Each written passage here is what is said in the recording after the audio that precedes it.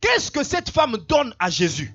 Cette femme donne à Jésus, plutôt à Élie. Cette femme donne à Élie du pain, le gâteau qu'elle a fait avec l'huile et la farine qui lui restait, le peu qui lui restait. Est-ce que quelqu'un est avec moi? C'était le peu qui restait à cette femme. Les gâteaux fabriqués de la farine et de l'huile qu'elle avait. Mais avant cela, cette femme lui donne de l'eau. Parce que quand Élie vient et dit, femme, donne-moi un verre d'eau. Cette femme court, elle donne de l'eau. Après, elle dit, donne-moi à manger. Donc cette femme donne la nourriture et l'eau. Dis avec moi la nourriture et l'eau. Elle donne ça à qui? Je t'ai dit tantôt que cette femme-là symbolise nous, qui étions des païens, rejetés par Dieu. On n'était pas en alliance avec Dieu. Et Élie représente Jésus. Comme Élie a mangé la nourriture de cette femme et a bu son eau, c'est de cette manière-là que nous aussi nous sommes entrés en alliance avec Dieu. Et dans cette alliance-là, Dieu mange, il consomme notre foi. Parce que l'acte de cette femme-là était un acte de foi. Elle donne la nourriture et l'eau à Élie. Et nous donnons à Jésus notre foi. Alléluia. Jésus, qu'est-ce qu'il mange? Il mange notre foi. Alléluia. Et c'est à cause de cet acte-là de donner à Jésus notre foi que nous entrons dans l'abondance. Cette femme est entrée dans l'abondance à cause de l'acte de foi qu'elle a fait. D'abord, elle est favorisée dans son état de faiblesse. Et lorsqu'elle pose l'acte de consommer, de faire consommer à Élie ce qu'elle avait, elle vit l'abondance. Elle vit la multiplication. Regardez aussi, c'est la même image, le même symbole. Jésus se présente au puits de Jacob. Il y a une femme samaritaine qui vient à ce puits-là pour puiser. Jésus lui dit, donne-moi de l'eau. La femme lui dit, qu'y a-t-il? Est-ce qu'il y a une relation entre... Quel est le rapport qui est entre nous les Samaritains et vous les Juifs? C'est-à-dire, cette femme s'identifie déjà comme une étrangère. Quel est le rapport qu'il y a entre nous les Samaritains et vous les Juifs? Mais Jésus lui dit, femme, aujourd'hui, le rapport va être établi entre moi et toi. Il dit, mais tu me dis que toi, tu as l'eau de la vie. Que l'eau que moi je vais boire, si je la bois, je vais continuer à mourir. Mais tu n'as rien pour puiser. En réalité, qu'est-ce que Jésus voulait lui dire? Jésus voulait lui dire que l'eau que toi tu vas me donner, ce n'est pas cette eau physique que tu vois. Ce sont tes problèmes que tu vas me transférer. Alléluia. Ce sont tes problèmes que tu vas me transférer. Comme cette veuve, en donnant de l'eau à Élie, elle a transféré ses problèmes à Élie.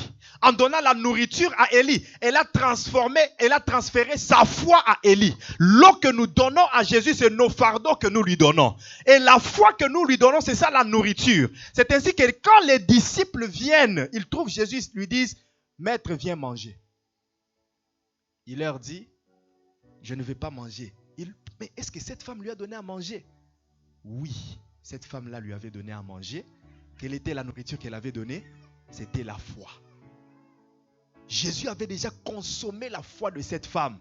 C'est ainsi que Jésus n'a pas eu envie de manger autre chose. Jésus avait déjà bu l'eau de cette femme. Jésus avait déjà bu les problèmes de cette femme. C'est ainsi que Jésus ne pouvait plus boire l'eau que les disciples allaient lui donner. Alléluia. Alléluia. Est-ce que je parle à quelqu'un?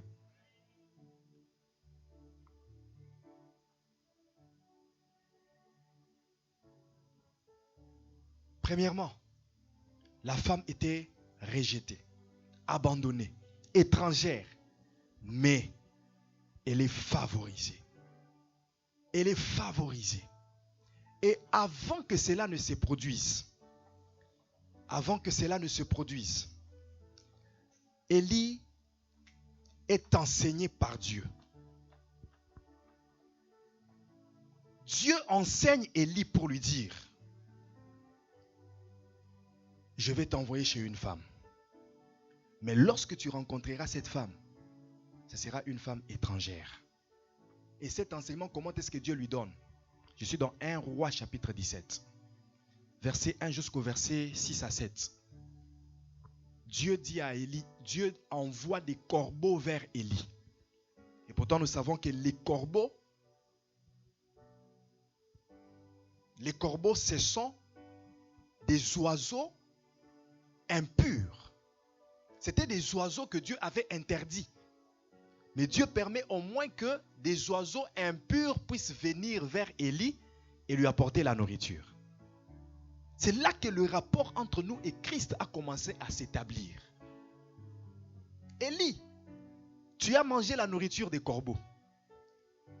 Quand tu rencontreras la femme étrangère, tu mangeras aussi chez elle. Parce que si tu ne manges pas chez cette femme ne sera pas bénie. Cette femme ne sera pas délivrée. Cette femme a trouvé faveur pour que tu puisses la visiter chez elle. Alléluia. Alléluia. Les corbeaux, ce sont nous les nations étrangères. Mais en donnant notre eau, ça veut dire nos problèmes et nos fardeaux à Christ. Venez à moi, vous tous qui êtes fatigués et chargés, je vous donnerai du repos. En donnant notre foi à Christ, ça provoque l'abondance. Vous vous rendez compte qu'à cette époque-là, c'est la seule femme qui avait la farine et l'huile en abondance chez elle. Même le juif manquait à manger chez eux. Même les juifs, le peuple de Dieu, manquait à manger chez eux. Mais cette femme étrangère, c'est pourquoi je vous dis que les juifs ne seront pas enlevés. C'est l'église qui sera enlevée. Alléluia. Les juifs ne seront pas enlevés. C'est ça ce qui explique toutes ces histoires que je suis en train de vous raconter dans la Bible. Les juifs vont rester, mais l'église sera enlevée. Les juifs ont manqué en ces temps-là, mais cette femme syro-phénicienne avait l'abondance de la farine et de l'huile chez elle. La faveur est venue vers nous. Nous qui étions rejetés, nous qui étions abandonnés, nous des nations étrangères à Dieu. Dieu a établi un rapport entre nous et lui, afin que nous héritions le royaume de Dieu. Le royaume que les Juifs ont bafoué, ont négligé, ce royaume est venu vers nous. Tu es heureux, tu es heureuse. Je n'ai pas entendu cet amen. Je dis tu es heureux, tu es heureuse. Car la faveur t'a localisé. La faveur de Dieu a fait de toi enfant de Dieu. La faveur de Dieu a fait de toi leader. La faveur de Dieu a fait de toi ce que les Juifs n'ont pas eu la grâce d'avoir. Je n'ai jamais dit que les Juifs iront en enfer. J'ai dit qu'ils ne seront pas enlevés. Ça, c'est la première phase. L'enlèvement concerne l'Église. Les Juifs seront sauvés, mais après la tribulation. Alléluia. Ce sera après la tribulation que Dieu interviendra, lorsque les Juifs se réconcilieront avec Dieu. Est-ce que je parle à quelqu'un? La faveur de Dieu t'a localisé. La faveur que les Juifs ont rejetée, cette faveur-là est venue vers toi. Je prie ce matin que les gens qui ont rejeté la faveur de Dieu, que Dieu redirige cette faveur-là vers toi. Que la faveur de Dieu te localise au nom de Jésus. Regardez un peu cette femme, favorisée. Elle manque, mais elle priorise d'abord de nourrir l'homme de Dieu. Bien-aimé, lorsque la faveur de Dieu vient vers toi, sois vigilant, sois prudent. Parce que beaucoup de gens font passer la faveur à côté de leur vie. À cause du manque de révélation. À cause du manque de flexibilité. L'ange de Dieu lui visite. Mais il ne sait pas profiter de cette occasion-là pour laisser une trace. Pour poser un acte de foi. Pour donner une offrande. Cette femme-là se dit, oui, moi et mon enfant, nous allons mourir. Mais je vais prioriser l'homme de Dieu. Toute personne qui priorise l'œuvre de Dieu dans sa vie, la faveur de Dieu ne peut pas manquer de couler dans sa vie. Alléluia. Cette femme, elle donne la nourriture et l'eau. Elle y mange. Et après, quand elle retourne chez elle, elle trouve l'abondance. Je prie Dieu que malgré l'inflation qui est en train de faire souffrir les gens aujourd'hui dans ce pays, que la faveur de Dieu te localise. Je dis malgré les prix des choses qui montent, mais les salaires qui restent toujours en bas, que Dieu te localise, que Dieu t'accorde sa faveur, afin qu'il ne manque de rien dans ta maison. Je dis qu'il ne manque de rien dans ton grenier, au nom de Jésus-Christ. Demande-moi quoi? Les hommes de faveur, ils marchent toujours avec une révélation. David on lui envoie aussi amener la nourriture à ses frères. Amener quoi? La nourriture. Vous voyez que dans 3 histoires, je ne fais que parler de nourriture. La nourriture que Dieu consomme venant de nous, c'est notre foi. David amène la nourriture à ses frères. Mais quand il arrive là, il trouve un géant qui est en train d'insulter les enfants de Dieu, les enfants d'Israël. Et David dit, qui est cet incirconcis qui insulte l'armée du Dieu Tout-Puissant? Qu'est-ce que David fait? Il court, je vais abréger l'histoire. Il court vite et va au torrent. Élie a été nourri au torrent par les corbeaux. Et c'est dans ce torrent qu'il buvait l'eau. Mais David, quand il arrive au torrent, parce que dans les torrents, il n'y a pas que l'eau. Alléluia. Dans les torrents, il n'y a pas que l'eau. Je disais, dans les torrents, il n'y a pas que l'eau. Le torrent, c'est ta vie. Dans ta vie, il n'y a pas que la souffrance. Dans ta vie, il n'y a pas que des problèmes. Dans ta vie, il n'y a pas que des soucis. Dans ce torrent, il n'y avait pas que l'eau. L'eau que nous donnons à Jésus représente nos problèmes. Mais l'eau que Jésus nous donne représente sa parole. Alléluia. Lorsque Jésus te donne l'eau, comme au puits de Jacob, il a dit à cette femme, si toi tu bois cette eau de Jacob, tu mourras. Mais si je te donne de l'eau que moi j'ai, tu auras la vie. L'eau que la femme a donnée à Jésus, ce sont ses problèmes. Mais l'eau que Jésus a donnée à cette femme, c'était le salut. C'était la parole de Dieu. L'eau que nous donnons à Dieu, c'est nos problèmes. Mais l'eau que Dieu nous donne, c'est la parole qui donne solution à nos problèmes. C'est ainsi que quand David arrive au torrent, David ne prend pas l'eau. Demande-moi pourquoi. Parce que c'était un combat spirituel. On était dans une dimension de combat. Comment est-ce que tu iras tuer Goliath avec de l'eau? Et quand il regarde bien dans les torrents, il dit, il n'y a pas que l'eau. Il y a aussi des pierres. Il y a certaines situations dans la vie où il ne faut pas utiliser l'eau, mais il faut utiliser la pierre. Parce que la même parole n'est pas que l'eau. Elle est aussi le feu, elle est aussi la pierre. Jésus-Christ est la pierre angulaire. Et quand David regarde, il dit, ce n'est pas n'importe quelle pierre que je vais prendre. Il identifie les pierres qui étaient déjà toutes polies. Il prend 5 pierres. Et moi je dis là, il a pris J, il a pris E, il a pris S, il a pris U et il a pris S, il a pris Jésus. Et lorsqu'il prend ces 5 pierres, il vise sur Goliath et Goliath tombe. Alléluia. Donc dans le torrent, il y a aussi des pierres. La faveur de Dieu a fait que les armes que Abinadab, Saül et les autres qui n'ont pas fait tomber Goliath, mais un jeune homme qui vient avec des pierres contre une personne déjà formée dès son enfance dans le combat. Une simple pierre le fait tomber. Oh, que la faveur de Dieu te fasse tomber tous tes ennemis. Je dis que la faveur de Dieu fasse tomber tous tes ennemis. En réalité, ce n'était pas ces pierres-là qui ont fait tomber Goliath. C'était plutôt la faveur. Je dis, c'était plutôt la faveur. Que la faveur te donne la victoire dans tous tes combats. Je dis que la faveur t'amène dans la réussite dans tous tes problèmes. Au nom de Jésus-Christ. La faveur se manifeste là où nous sommes négligés. La faveur se manifeste là où nous sommes méprisés.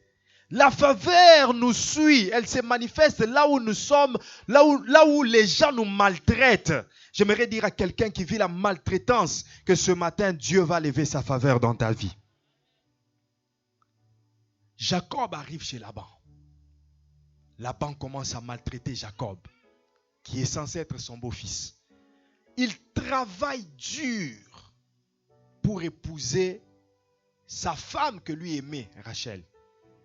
Mais son beau-père Laban lui joue un mauvais coup.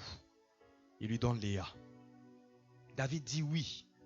Jacob dit oui, mais moi j'aime Rachel. Son beau-père dit, écoute, si tu veux Rachel, travaille encore 7 ans.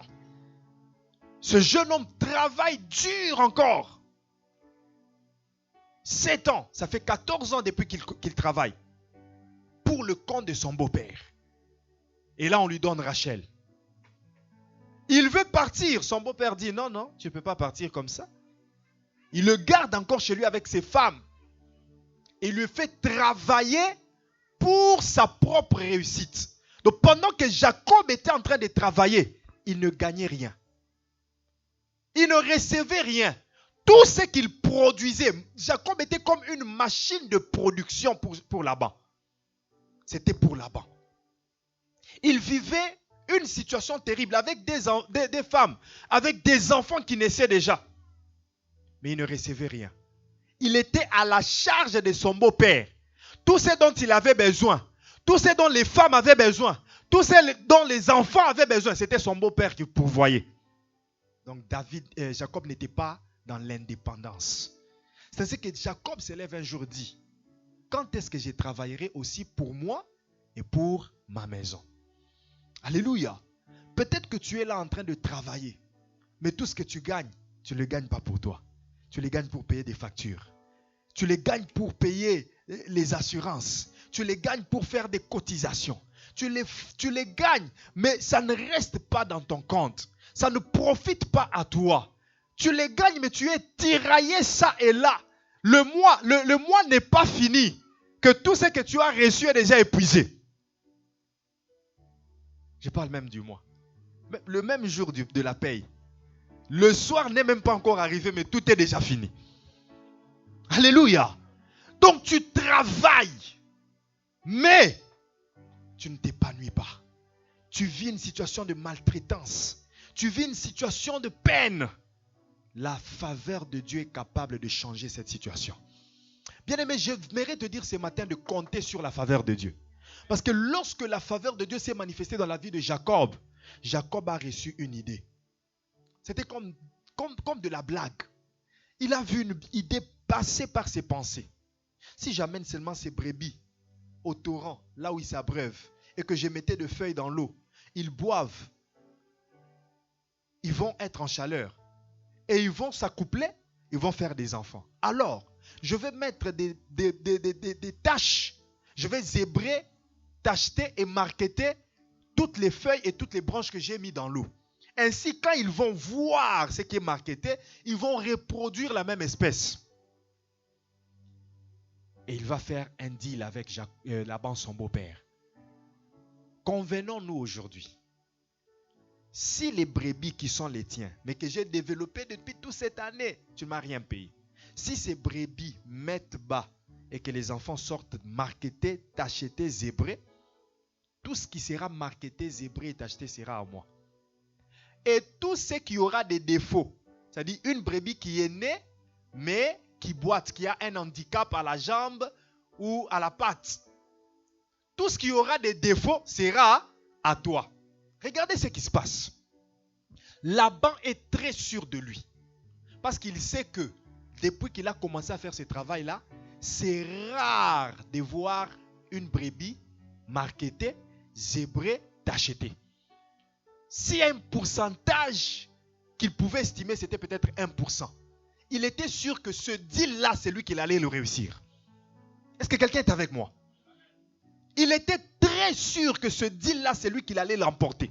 Et deuxièmement, voir des brebis qui sortent avec handicap, c'est aussi rare. Il était garanti à 100% que moi, je vais remporter encore. Mais la faveur a intervenu. Pour que lorsque les brebis mettaient bas, la plupart des brebis qui étaient nées étaient marquetées, zébrées, tachetées. Et il y avait peu de brebis qui avaient des handicaps. C'est ce qui revenait à Laban. C'est ainsi que Laban a perdu à cause de la faveur de l'Éternel. Je déclare ce matin que tes ennemis vont perdre. Ceux qui attendent ton échec, c'est eux qui vont échouer. Ceux qui attendent que tu ne prospères pas, c'est eux qui vont s'appauvrir. Tout ce que l'ennemi attend de toi, c'est lui qui va vivre cela. Toi, tu vas vivre le contraire de ce que l'ennemi prépare contre toi. La malédiction va être changée en bénédiction. La mort va être changée en vie à cause de la faveur de Dieu. Je prie ce matin que Dieu te favorise. Jacob a été favorisé par Dieu. Sois aussi favorisé en ce mois de décembre. Je dis, Jacob a été favorisé par Dieu. Toi aussi, sois favorisé au nom de Jésus. Bien-aimé, j'aimerais que tu retiennes une chose avant que je t'amène en prière. Dieu ne favorise pas n'importe qui. Ce n'est pas parce que tu es dans la pauvreté que Dieu va te favoriser. Ce n'est pas parce que tu es dans la souffrance que Dieu va te favoriser. Alléluia. La pauvreté, oui. La souffrance, oui. Mais cela ne va pas garantir que Dieu te favorise. Exode chapitre 23, verset 3. Exode 23, verset 3. Tu ne favoriseras point le pauvre dans son procès. Tu ne favoriseras point le pauvre dans son procès. Ça veut dire quoi? Ce n'est pas parce qu'il est pauvre que tu vas le favoriser. Tu n'auras pas pitié pour lui seulement parce qu'il est pauvre. Il doit d'abord avoir raison. Malgré qu'il est pauvre, mais il doit aussi avoir raison pour que tu le favorises. Bien-aimé, Dieu ne regardera pas seulement ta pauvreté, mais il regardera aussi ton état devant lui. Dieu regardera ton état de justice, ton état de sainteté, ton état d'enfant de Dieu. Alléluia. Dieu regardera d'abord les dispositions de ton cœur avant de te favoriser. Il regardera si tu es capable de rentrer en alliance avec lui. Dieu favorise ceux qui entrent en alliance avec lui. Même la veuve de Sarepta, Jésus a parlé de cette veuve-là. Il a dit même du temps d'Élie, il ne fut trouvé que cette veuve-là pour recevoir la faveur de Dieu. Cette veuve-là est entrée en alliance avec Dieu, l'alliance de l'abondance, l'alliance de la prospérité, parce que la faveur de Dieu est tombée sur elle. Alléluia. Dieu ne favorise pas n'importe qui, Dieu favorise ceux qui entrent en alliance avec lui. Alléluia. Proverbe 16, verset 13. Proverbe 16, verset 13.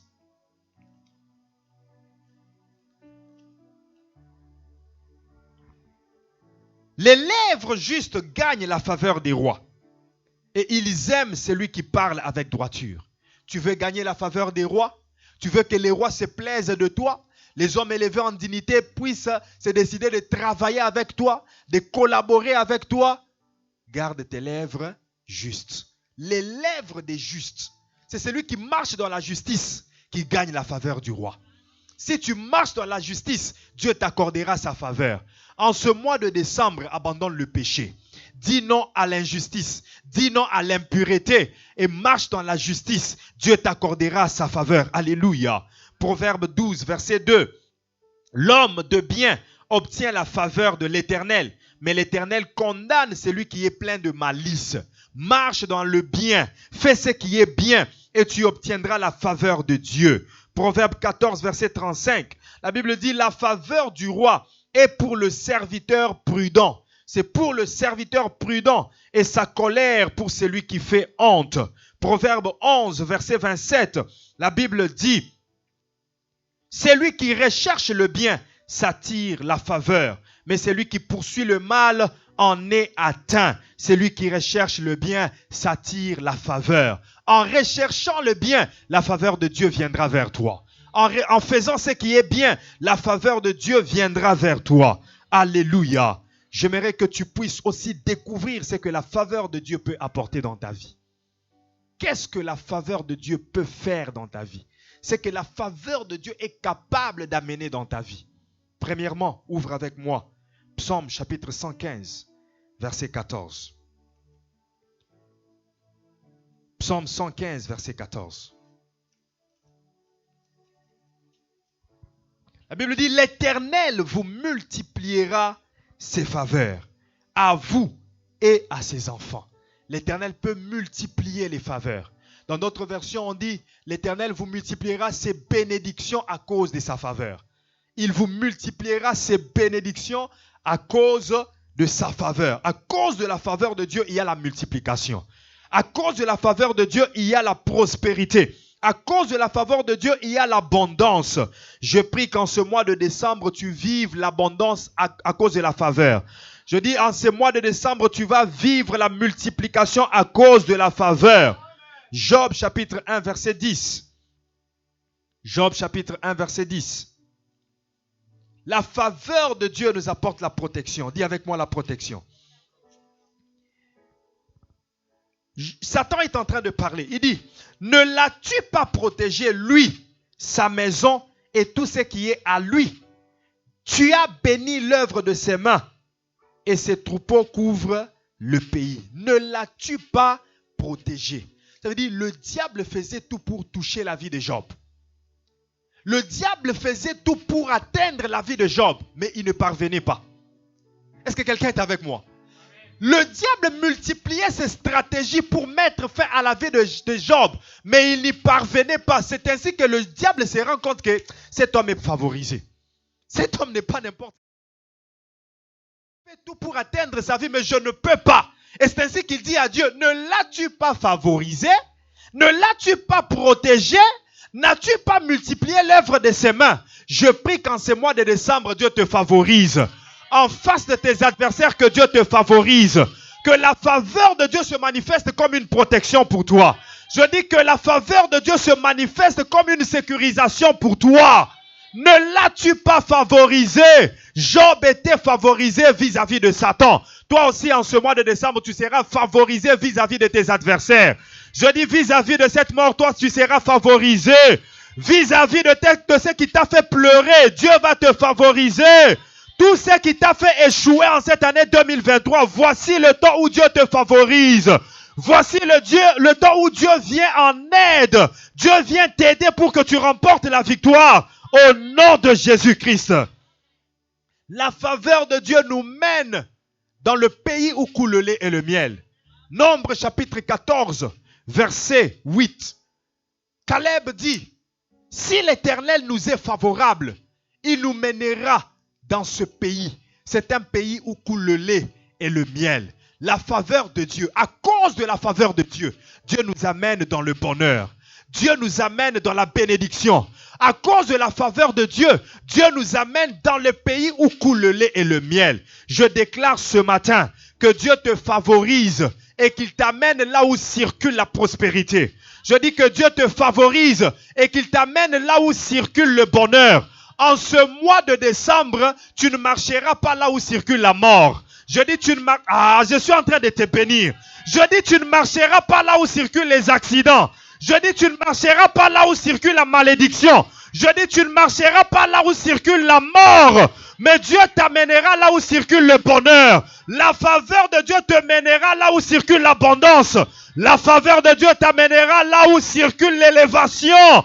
Là où les gens sont en train de discuter des bonnes affaires, c'est là que Dieu t'amènera. Là où les gens sont en train de faire les projets de réussite, c'est là que Dieu t'amènera. Qu'en ce mois de décembre, Dieu te connecte à des bonnes personnes. Je dis en ce mois de décembre, Dieu te connecte à tes Jonathan. Que les accompagnateurs de ta destinée viennent dans ta vie à cause de la faveur de l'Éternel. Que la faveur de Dieu amène la prospérité dans tout ce que tu vas faire. Au nom puissant de Jésus. La faveur de Dieu. Psaume chapitre 89, verset 18. Psaume 89, verset 18. Qu'est-ce que la faveur de Dieu fait encore? La faveur de Dieu relève notre force. Il est écrit, Psaume 89, 18. Car tu es la gloire de sa puissance. C'est ta faveur qui relève notre force. C'est ta faveur qui relève notre force. C'est ta faveur qui relève notre force. J'aimerais dire à une personne qui était déjà abattue, la faveur de Dieu vient ce matin pour élever ta force. J'aimerais dire à celui qui s'affaiblissait déjà par ses problèmes, celui que les problèmes tourmentaient, celui que les situations difficiles ont rendu faible, ce matin la faveur de Dieu vient relever ta force. Je dis la faveur de Dieu vient relever ta force. Dans le domaine où tu étais en train de faiblir, la faveur de Dieu vient relever ta force. Si tu faiblissais dans tes finances, la faveur vient relever tes finances. Si tu faiblissais dans ta vie de prière, la faveur vient relever ta vie de prière. Si tu faiblissais dans ton mariage, la faveur vient relever ton mariage. En ce mois de décembre, tu ne vas pas faiblir. En ce mois de décembre, la faiblesse ne sera pas ton partage. La faveur de Dieu vient relever ta force. Je dis la faveur de Dieu vient relever ta force. Il était révélé quand il chantait. C'est ta faveur qui relève notre force. Car l'Éternel est notre bouclier. C'est ta faveur qui relève notre force, car l'Éternel est notre bouclier. Yahweh Naye. Il me regarde au lieu de chanter. Oh my God.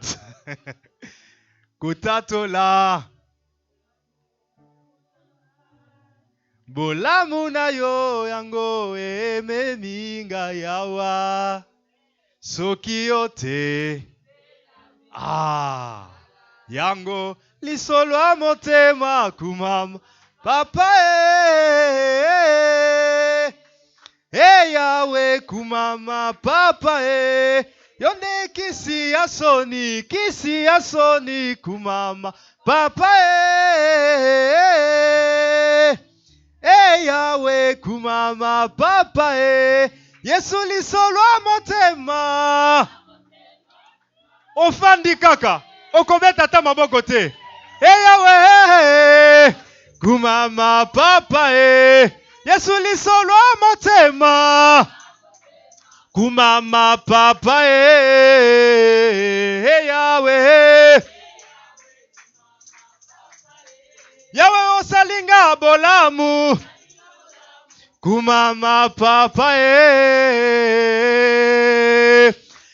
Yahweh kumama papa Yahweh osalinga bolamu Nzamba faveur à salo bolamu na tongwa lelo. Que le Dieu de faveur te favorise. Chante-le très bien. Oh lisolo motema kumama papa Yahweh Yahweh osalinga bolamu kumama papa Yahweh. Tiens-toi debout et chante, tape tes mains. Yahweh osalinga bolamu.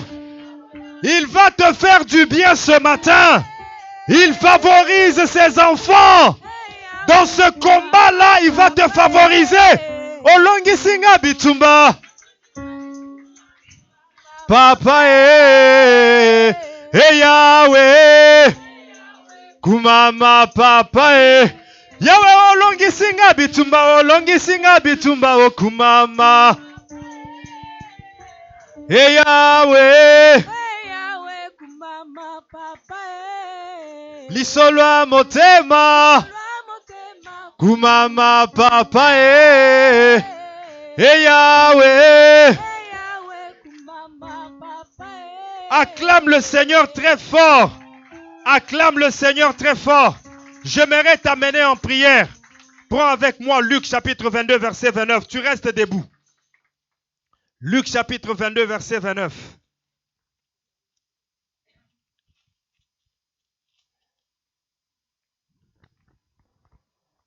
Écoute, c'est pourquoi je dispose du royaume en votre faveur, comme mon Père en a disposé en ma faveur. Je dispose du royaume en votre faveur.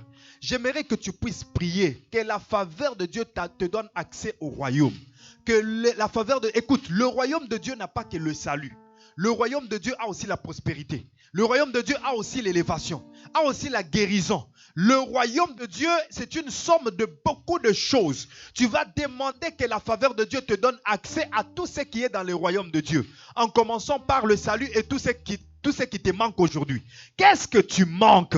Cela se trouve dans le royaume. Venez à moi, vous tous qui êtes fatigués et chargés, je vous donnerai du repos. Alléluia. J'aimerais que tu commences à battre tes mains, que tu pries et tu dises à Dieu, accorde